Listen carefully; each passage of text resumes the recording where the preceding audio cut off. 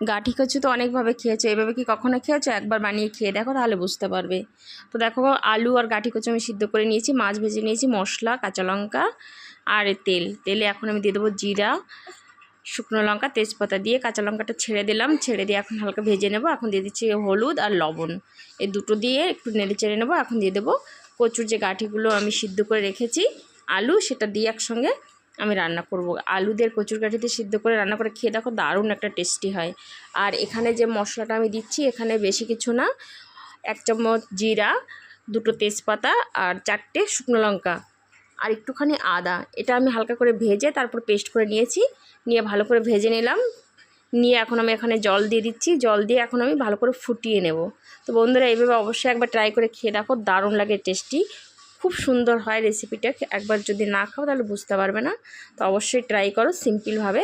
তো এখন আমি দিয়ে দিচ্ছি মাছটা দিয়ে আবার একটু আমি নেড়ে চেড়ে দেবো, একটু ফুটে উঠবে, তাহলে আমার সবজিটা রেডি হয়ে যাবে। তো দেখো সবজিটা হয়ে গেছে, এখন আমি সবজিটা নামিয়ে নেব। কেমন হয়েছে অবশ্যই জানাবে। যদি তোমাদের ভালো লাগে অবশ্যই একটা লাইক, কমেন্ট, শেয়ার তো অবশ্যই। তো ভালোবাসা দেওয়ার জন্য অনেক অনেক ধন্যবাদ বন্ধুরা, থ্যাংক ইউ।